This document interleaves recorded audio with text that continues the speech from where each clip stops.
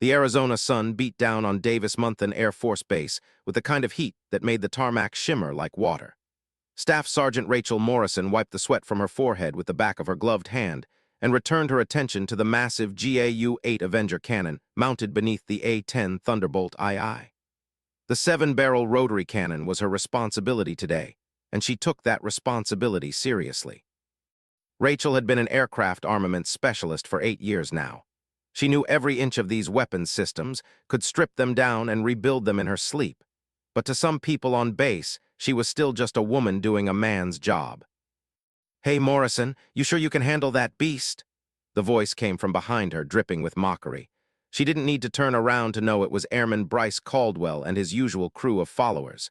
They'd been giving her grief since she'd arrived at Davis-Monthan 6 months ago. Rachel kept working, her hands steady as she inspected the barrel cluster.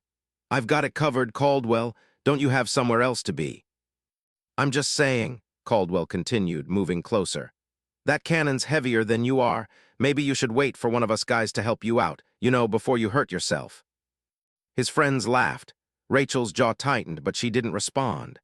She'd learned long ago that engaging with men like Caldwell only fed their need for attention. Instead, she focused on her work, checking the feed system with practiced efficiency. The A-10 Warthog wasn't a glamorous aircraft. It was ugly, tough, and built around the very gun she was maintaining. The GAU-8 could fire 65 rounds per second, each bullet the size of a milk bottle. It was designed to destroy tanks and save lives, and Rachel Morrison knew how to keep it running perfectly. "Ignore them, Morrison." The new voice belonged to Master Sergeant Linda Hayes, who'd walked up without Rachel noticing. Hayes was a 20-year veteran with a no-nonsense attitude that even the cockiest airmen respected. "Caldwell, don't you have inventory duty today?" Caldwell's smirk faded. "Yes, Master Sergeant." "Then get moving, all of you." The group dispersed quickly. Hayes waited until they were out of earshot before speaking again. "You okay?" "I'm fine," Rachel said, and she meant it. She'd dealt with worse. Growing up in a small Montana town with 4 older brothers had given her thick skin. Joining the Air Force and choosing a male-dominated specialty had reinforced it. "You're good at your job, Morrison. Better than most of the men here, if I'm being honest. Don't let idiots like Caldwell make you doubt that." "I don't," Rachel assured her. "I know my worth." Hayes nodded approvingly. "That's what I like to hear. Hey, I heard you're getting a VIP tour group tomorrow, some cross-service training thing, Marines coming through to learn about close air support procedures." Rachel groaned inwardly. Tour meant dog and pony shows, meant interruptions to actual work, but she kept her face neutral. "Any idea who's coming?" "Some sniper unit, I think. They work closely with A-10's in combat zones, so Command wants them to understand the weapons systems better. You'll be demonstrating the GAU-8. "Understood, Master Sergeant." As Hayes walked away, Rachel returned to her work. The sun was starting to set, painting the sky in shades of orange and pink. The base was beginning to quiet down, the day shift heading home to families or barracks. Rachel planned to finish this maintenance check, file her report, and grab dinner at the Chow Hall before calling it a night. Her hands moved automatically through the inspection routine, but her mind wandered. She thought about her daughter, Emma, who was 7 now and living with Rachel's ex-husband in Montana. The divorce had been finalized 2 years ago, right before Rachel's deployment to Afghanistan. David had wanted her to leave the Air Force, to be a stay-at-home mom, to be someone she wasn't. When she'd refused, he'd made his choice.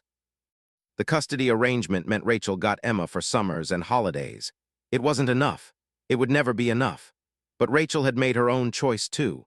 She'd chosen to serve, to be excellent at something that mattered, to show her daughter that women could be strong and capable and brave. She reached into her pocket and pulled out her phone, looking at her lock screen. It was a photo of Emma from last summer, grinning with a missing front tooth, holding up a rainbow trout they'd caught together. Rachel smiled despite the ache in her chest. "That your kid?"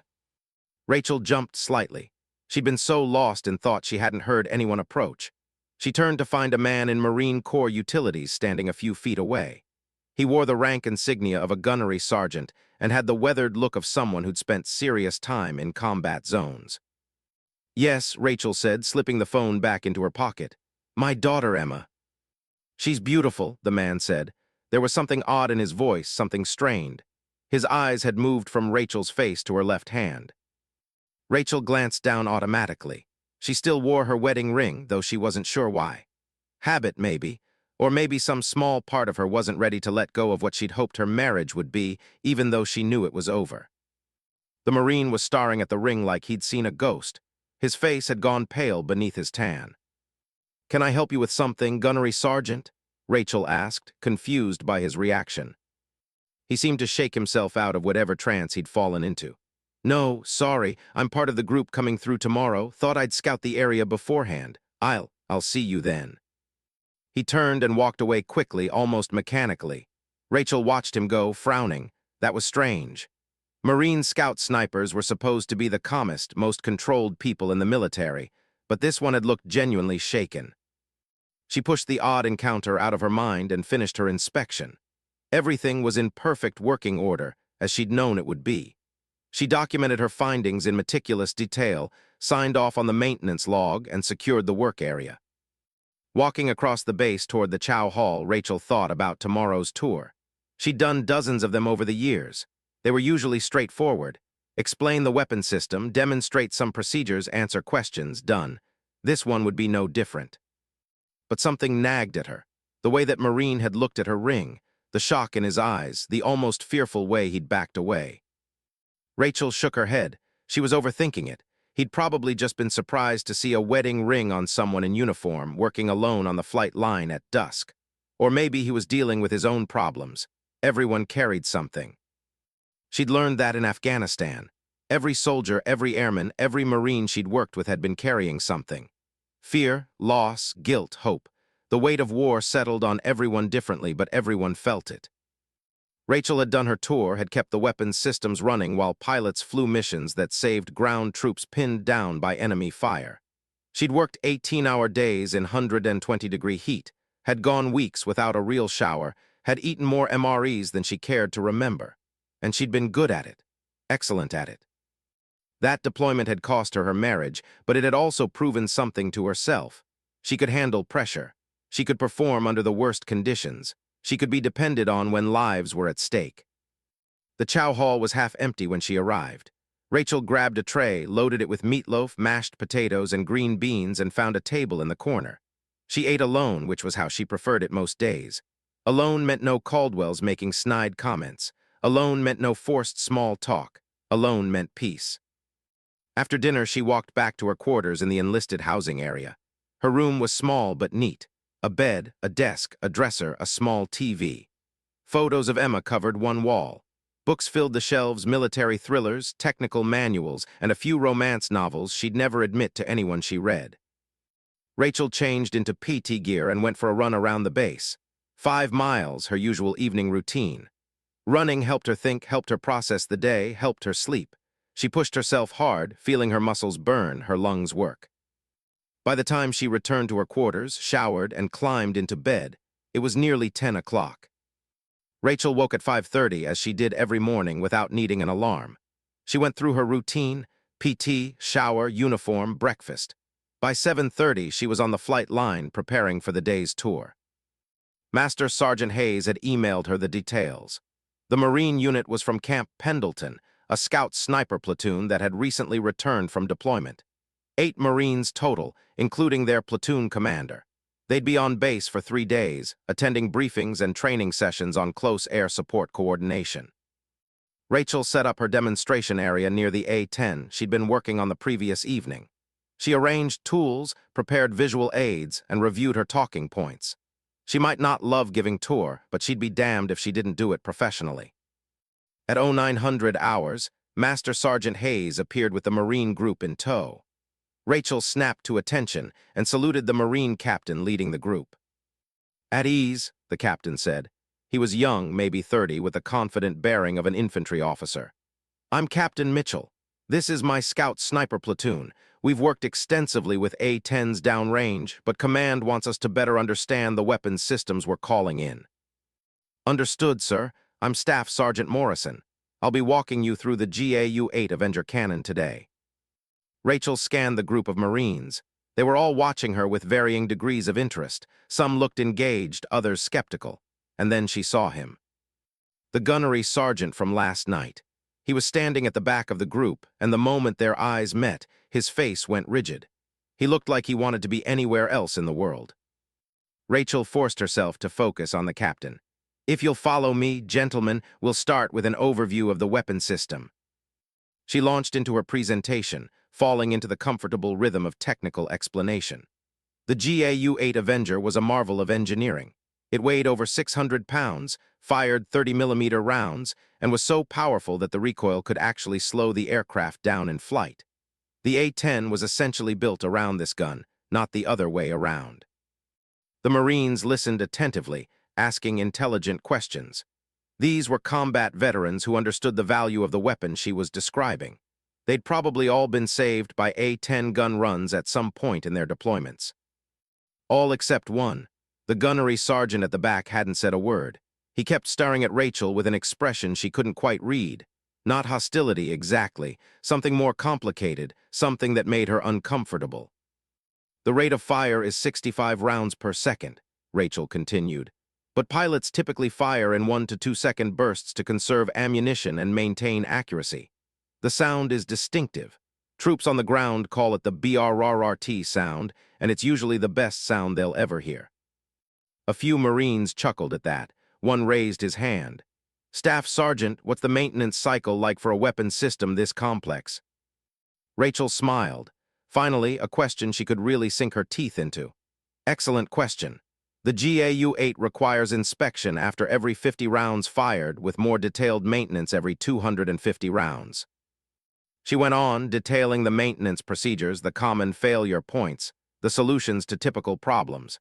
This was her expertise, and she spoke with confidence and precision. Even the skeptical-looking Marines seemed impressed. "Can you show us the barrel rotation mechanism?" Captain Mitchell asked. "Absolutely, sir, if you'll gather around here." Rachel moved to the access panel and began demonstrating the rotation system. The Marines crowded closer, all except the gunnery sergeant, who hung back. As she worked, Rachel became aware of someone watching her hands, not just watching, staring. She glanced up and caught the gunnery sergeant's eyes again. He wasn't looking at the weapon system, he was looking at her wedding ring. Again, a chill ran down Rachel's spine. This wasn't normal curiosity, something was wrong. She finished the demonstration and moved on to the ammunition feed system. The tour lasted another 40 minutes, with Rachel answering questions and showing the Marines every detail of the weapon they'd relied on in combat. "Thank you, Staff Sergeant Morrison," Captain Mitchell said when they'd finished. "This was extremely informative. My men have a much better understanding now of what happens on this end when they call for air support." "My pleasure, sir," Rachel saluted again. As the group began to disperse, the gunnery sergeant finally moved. He walked directly toward Rachel, his expression tortured. "Staff Sergeant Morrison," he said quietly, "can I speak with you privately?" Rachel hesitated. Every instinct told her something was off about this situation. But he was a Marine gunnery sergeant, a fellow NCO, and he was asking respectfully. "All right," she said. "There's a break room in that hangar. We can talk there." She led him across the tarmac, very aware of Master Sergeant Hayes watching them go. The break room was empty, just a few tables and chairs, a coffee maker, and a water cooler. Rachel turned to face the Marine. "What's this about, gunnery sergeant?" "Reeves," he said. "James Reeves." He took a deep breath. "I need to ask you something, and I know it's going to sound crazy, but where did you get that ring?" Rachel looked down at her hand, confused. "My wedding ring? My husband gave it to me. Ex-husband, technically. Why?" Reeves closed his eyes briefly, like he was in pain. "What's his name?"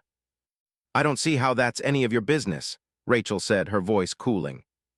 "Please," Reeves said, and there was desperation in his voice now. "Please just tell me his name." "David Morrison. Now will you tell me what this is about?" Reeves pulled out his phone with shaking hands. He scrolled through his photos, then held the screen out to Rachel. "Is this him?" Rachel looked at the photo and felt her stomach drop. It was David, younger than she remembered him, in Marine Corps utilities, grinning at the camera with his arm around another Marine. The other Marine was Reeves, also younger, also grinning. "How do you know my ex-husband?" Rachel asked slowly. Reeves lowered the phone. His voice was barely above a whisper. David Morrison was my spotter. We served together for 3 years, 2 deployments to Iraq, 1 to Afghanistan. He paused, swallowing hard. He was my best friend. Rachel's mind raced. David had been a Marine. She'd known that, of course. They'd met at a bar near Camp Pendleton when he'd been stationed there. But he'd been out of the Corps by the time they'd married. He never talked about his service, always changed the subject when she asked. Was, Rachel said, catching the past tense. Reeves looked at her with something like pity in his eyes. Staff Sergeant Morrison, Rachel, David is dead. He was killed in action 4 years ago in Afghanistan. I was there. I watched him die. The room seemed to tilt. Rachel grabbed the back of a chair to steady herself. That's impossible. I just talked to him last week. He has custody of our daughter. He lives in Montana. No, Reeves said firmly. David Morrison, Sergeant, United States Marine Corps, died on April 7th, 4 years ago. We were on a reconnaissance mission in Kandahar province. We were compromised, ambushed. He took 3 rounds covering my withdrawal. I held him while he bled out. I was the one who called in the medevac that came too late. Rachel was shaking her head. No, you're wrong. You have to be wrong. Or there's another David Morrison. That has to be it. Reeves pulled out his phone again and showed her another photo. This one was formal, a military portrait. It was definitely David. Same face, same eyes, same small scar on his left eyebrow from a childhood accident. I was at his funeral, Reeves said quietly. I helped carry his casket. I gave his dog tags to his mother. His mother, Rachel's voice cracked. David told me his parents were dead. Reeves shook his head.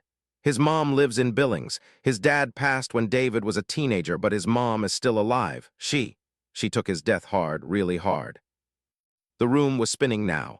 Rachel sat down heavily in one of the chairs. I don't understand. If David Morrison is dead, then who is the man I married? Who has my daughter? That's what I need to find out, Reeves said. He pulled out a chair and sat across from her.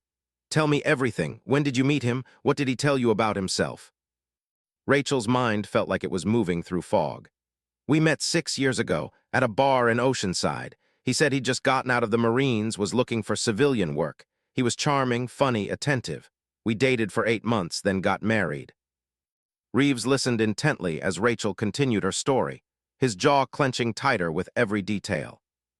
He knew things, Rachel said, her voice distant as she tried to process what she was learning. Military things. He knew the lingo, the culture. He had that bearing, you know, the way Marines carry themselves. I never questioned it. Did he have any documentation? Reeves asked. DD 214, veterans benefits, anything official? Rachel thought back. He said his discharge papers were in storage with the rest of his stuff from his Marine days. He never wanted to talk about his service. Said it was too painful, that he'd lost good friends. I respected that. I thought I was being supportive by not pushing. What about his past? Family, childhood friends, places he'd lived.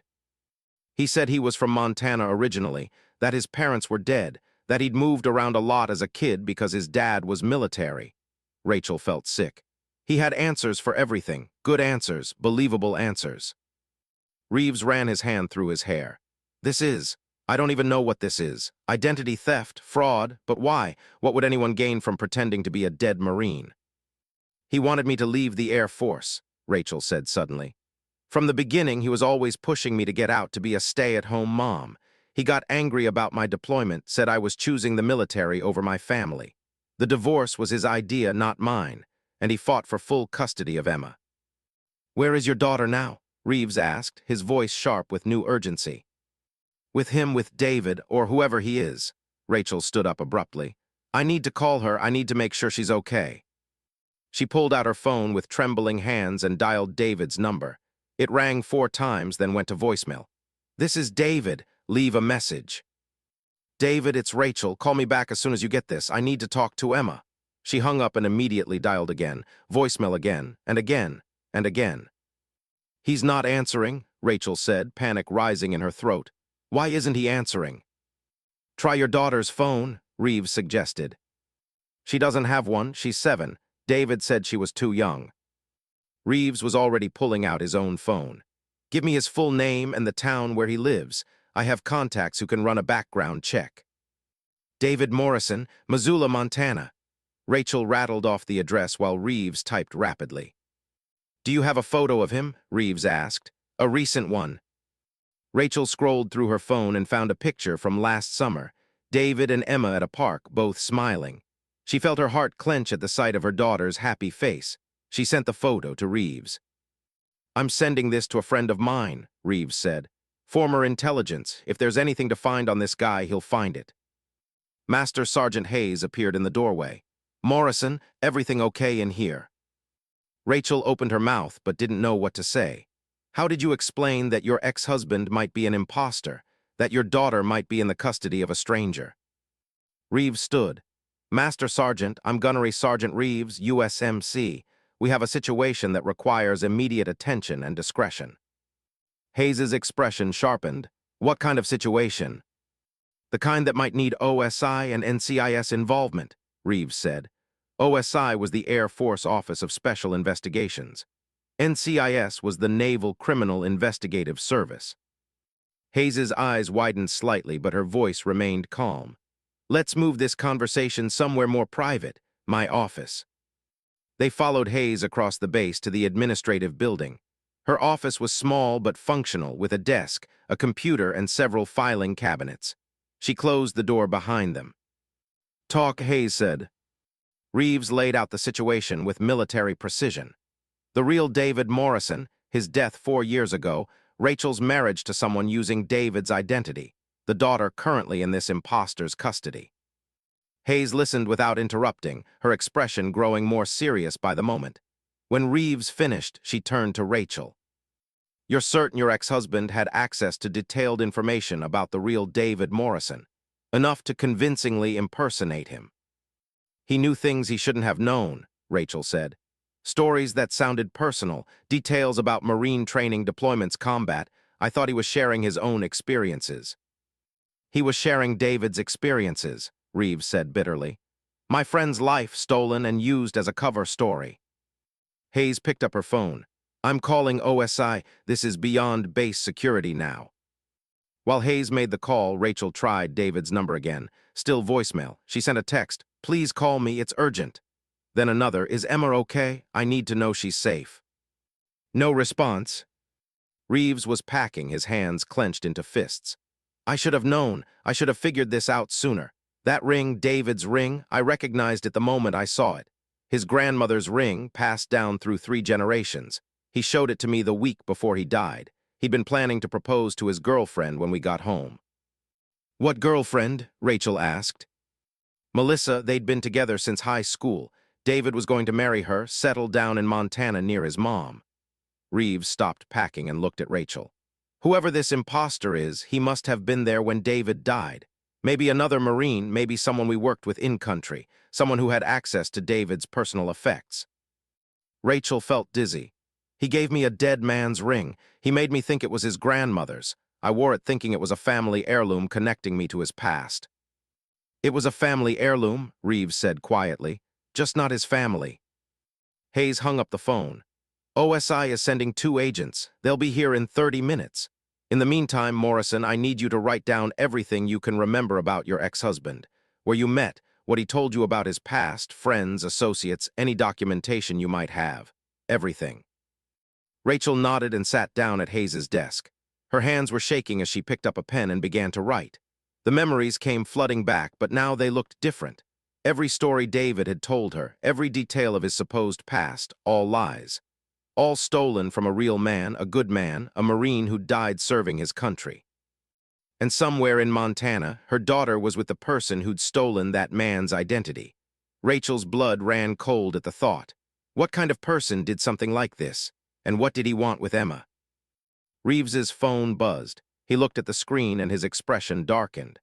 My intelligence contact got back to me. David Morrison, the name your ex is using, doesn't exist in any official capacity beyond the real Marine who died. No social security number, no tax records, no driver's license. He's a ghost. How is that possible? Rachel asked. He had a driver's license, he owned a house, he had a job. All fake, Reeves said. Professional level fake. Whoever this guy is, he had resources and skills. This wasn't amateur hour. The door opened and 2 people in plain clothes entered. The man was tall, late 40s, with graying hair and tired eyes. The woman was younger, sharp-featured, with an intensity that suggested she didn't miss much. Master Sergeant Hayes, I'm Agent Briggs, this is Agent Torres, Air Force OSI. He showed his credentials. We understand you have a situation involving possible identity theft and endangerment of a minor. For the next hour, Rachel told her story again, this time in excruciating detail. The agents asked questions, took notes, recorded everything. Reeves provided information about the real David Morrison, including service records and details about his death. We're going to need to coordinate with local law enforcement in Montana, Agent Torres said. And we'll need to bring NCIS into this since the identity theft involves a deceased Marine. What about my daughter? Rachel asked, her voice breaking for the first time. What about Emma? She's with a man who isn't who he says he is, a man who's been lying about everything for years. I need to know she's safe. We understand your concern, Agent Briggs said. We're going to move as quickly as we can, but we need to be smart about this. If this individual realizes we're onto him, he might run, and if he runs with your daughter. Don't, Rachel said sharply. Don't even suggest that. Her phone buzzed, a text from David. Sorry, had my phone off. Emma is fine. She's at school. What's urgent? Rachel showed the text to the agents. Agent Torres frowned. Don't respond yet. We need to think about how to handle this. What if I just call the school? Rachel asked. I'm still on her emergency contact list. I can verify she's actually there. Do it, Agent Briggs said. But don't alert anyone to what's happening. Just confirm your daughter's location and status. Rachel called Missoula Elementary with her heart pounding. The school secretary answered on the third ring. Hi, this is Rachel Morrison, Emma Morrison's mother. I just wanted to check that she made it to school okay today. Let me check. Yes, Emma is here. She's in class right now. Is everything all right, Mrs. Morrison? Everything's fine. I'm away on assignment and wanted to make sure. Thank you. Rachel hung up and felt some of the tension leave her body. Emma was safe, for now. Over the next 2 days, Rachel existed in a state of controlled panic. The investigation moved forward with bureaucratic slowness that made her want to scream. OSI and NCIS coordinated with the Missoula Police Department and the FBI. Warrants were obtained. Background checks were run. Financial records were subpoenaed. And slowly a picture emerged. The man calling himself David Morrison was actually Derek Mitchell, a former Army combat medic with a dishonorable discharge for theft and fraud. He'd served in Afghanistan at the same time as the real David Morrison, though in a different unit. Records showed Mitchell had been at the field hospital where David had been brought after he was shot. That's where he stole the identity, Agent Torres explained during one of many briefings. Mitchell had access to David Morrison's personal effects while he was being treated. When David died, Mitchell kept his ID, his dog tags, his ring, everything he needed to become someone else. But why, Rachel asked. What did he gain? A fresh start, Agent Briggs said. Mitchell's dishonorable discharge made civilian life difficult. No one wants to hire someone kicked out of the military for stealing from his fellow soldiers. But David Morrison had an honorable discharge, clean record. Mitchell used that identity to get jobs, credit, a normal life. And then he met me, Rachel said bitterly. A female soldier, someone who represented everything about the military he'd grown to hate. Reeves had stayed on base, officially as part of the Marine training program, but really to support Rachel through the investigation. He sat across from her now in the OSI office, his jaw tight with anger. He targeted you, Reeves said. I'd bet money on it. He saw you, saw your uniform, and decided to prove something to himself. That he could seduce a female soldier, that he could control her, that he could make her give up everything the military represented. Rachel thought about David's constant pressure for her to leave the Air Force, his resentment of her deployment, his insistence on full custody after the divorce. It all made a sick kind of sense now. What I don't understand, Rachel said, is why he wanted Emma. He fought so hard for custody. Why? Control, Agent Torres said. As long as he has your daughter, he has power over you. You're a link to his false identity. If you ever figured out the truth, if you ever exposed him, he needed leverage. The thought made Rachel physically ill. Emma wasn't her daughter to this man. She was a hostage. We're ready to move, Agent Briggs said. Missoula PD will execute the arrest warrant tomorrow morning. We'll take him at his home before he leaves for work. Your daughter will be at school, so she won't witness the arrest." "I want to be there," Rachel said immediately. "That's not a good idea, Staff Sergeant." "I don't care if it's a good idea. That's my daughter. I need to be there." Agent Briggs and Torres exchanged glances. Finally, Briggs nodded. "All right, but you'll stay in one of our vehicles. You won't approach until the scene is secure. Understood?" "Understood." Reeves stood. "I'm going too." "Gunnery Sergeant, this isn't a Marine operation. David Morrison was my brother in arms. This piece of trash stole his identity, dishonored his memory, and used it to manipulate and control people. I owe it to David to see this through." Agent Briggs studied Reeves for a long moment, then nodded. "Fine. Same rules apply. You both stay back until we secure the scene." That night, Rachel couldn't sleep. She lay in her quarters staring at the ceiling, thinking about Emma, her little girl with the missing front tooth and the bright smile, her daughter who loved fishing and hated broccoli and wanted to be a veterinarian when she grew up. Emma thought David was her father. She loved him. Finding out the truth was going to devastate her. But living a lie would devastate her more. Rachel's phone buzzed with a text from Reeves. "Can't sleep either. Coffee." She met him at the 24-hour dining facility on base. They sat in a corner booth with bad coffee and said nothing for a long time. Finally, Reeves spoke. "David was a good man, one of the best I knew. He believed in what we were doing over there, believed in protecting people who couldn't protect themselves. He talked about you sometimes."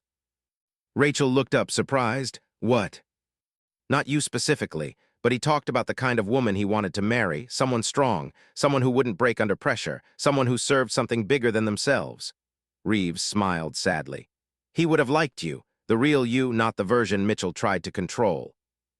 "Tell me about him," Rachel said. "The real David Morrison. I need to know who my daughter's ring actually belonged to." So Reeves talked. He told her about David's childhood in Montana, about his decision to join the Marines after 9/11, about his talent as a spotter, his calm under fire, his terrible jokes that somehow made 12-hour operations bearable, about his loyalty, his courage, his humanity. "There was this one mission," Reeves said. "We were providing overwatch for a convoy when we spotted insurgents planting an IED. David had the shot, a clean shot, but there were kids playing nearby. He refused to take it until the kids were clear. The insurgents almost got away because David wouldn't risk civilian casualties. That's who he was." Rachel felt tears running down her face. I'm sorry Mitchell took his identity. I'm sorry I didn't see through it." "That's not on you," Reeves said firmly. "Mitchell was a con artist, a good one. You're not the first person fooled by someone pretending to be something they're not, and you won't be the last." They talked until dawn, about David, about Emma, about the price of service and the weight of sacrifice. By the time the sun rose over Davis-Monthan Air Force Base, Rachel felt like she'd said goodbye to a friend she'd never actually met. At 0600 hours, they boarded a government plane to Montana with agents Briggs and Torres and a team of FBI agents. The flight took 3 hours. Rachel spent them staring out the window, watching the landscape change from Arizona desert to Montana mountains. They landed at Missoula International Airport and transferred to a convoy of unmarked vehicles.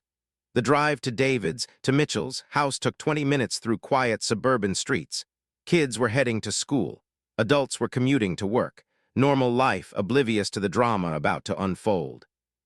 Mitchell's house was a modest 2-story with a well-kept lawn and a swing set in the backyard. Rachel had been here before, dropping off Emma after summer visits. She'd thought it looked wholesome, safe. Now it looked like a prison, where her daughter was being held by a stranger.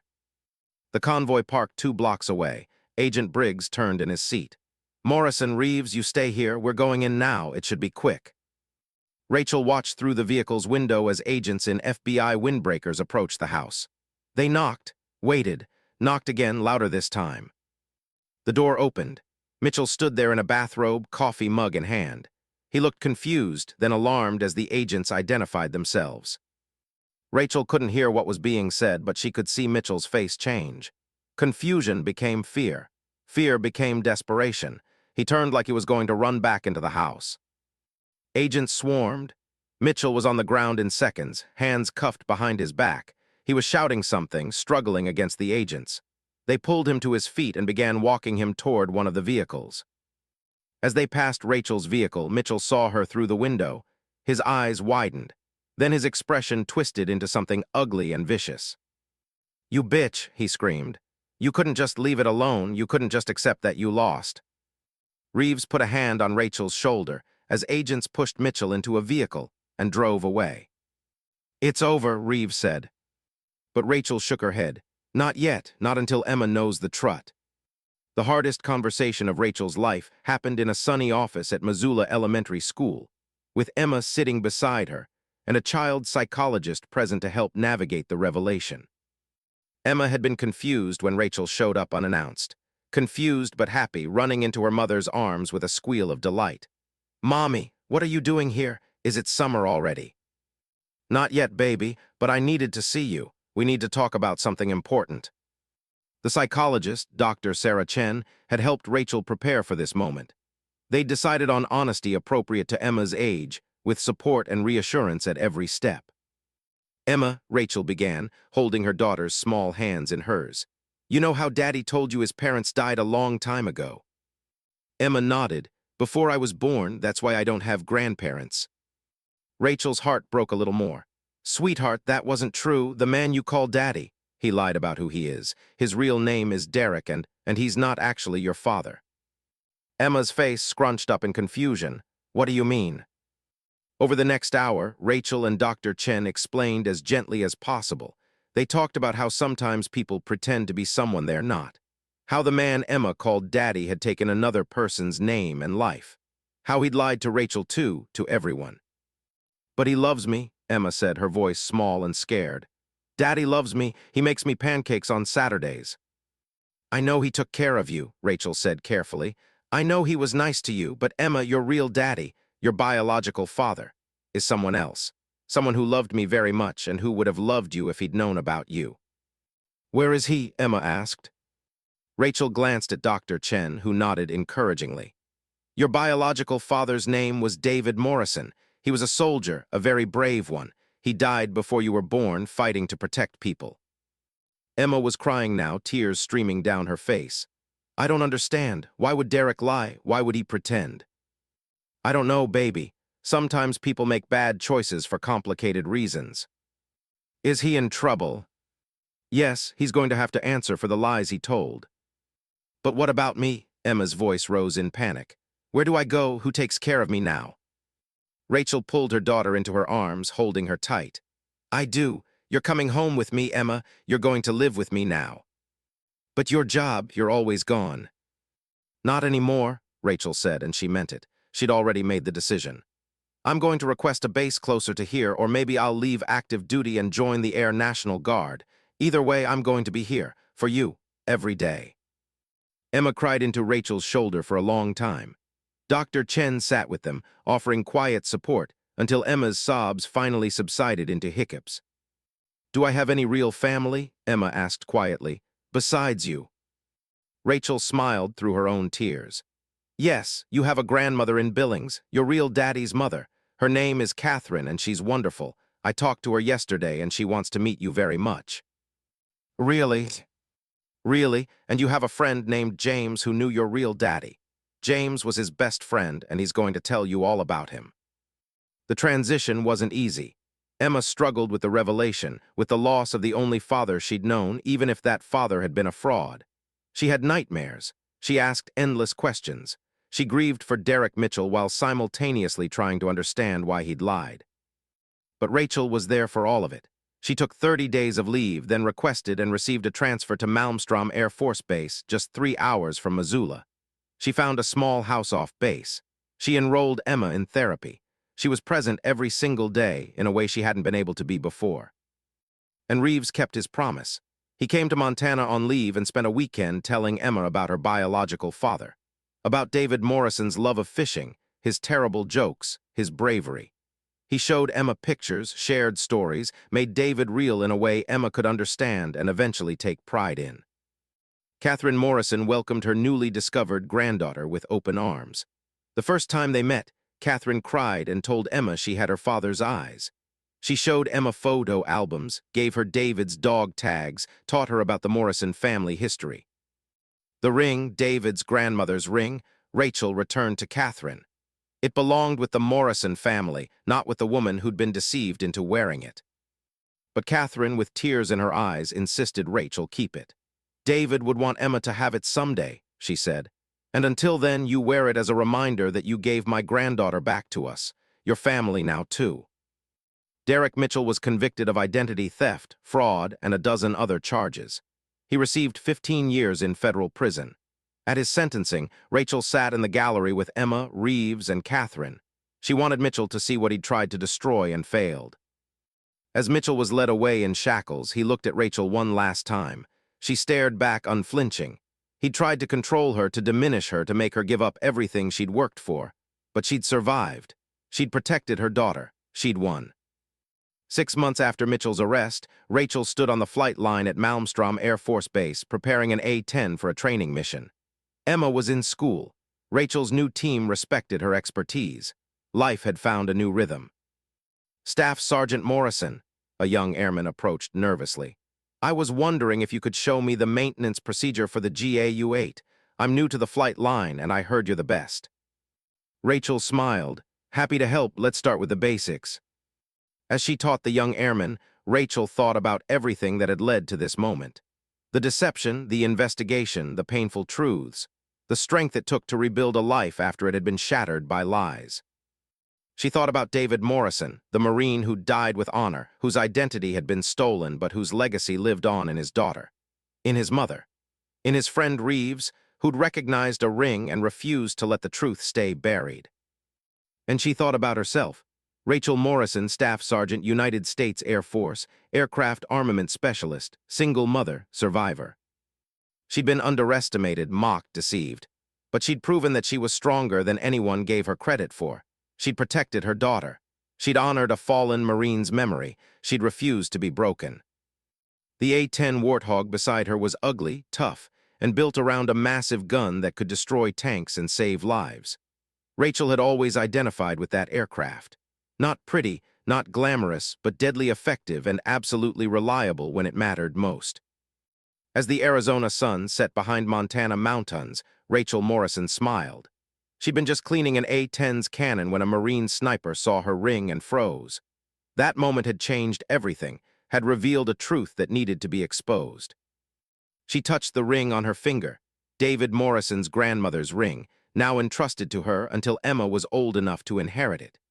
She wore it not as a symbol of the false marriage to Derek Mitchell, but as a reminder of the real David Morrison's sacrifice and the strength it took to reclaim her life. The young airman was asking another question. Rachel turned her attention back to the weapon system before her, back to the work she was excellent at, back to the life she'd fought so hard to rebuild. She was exactly where she belonged,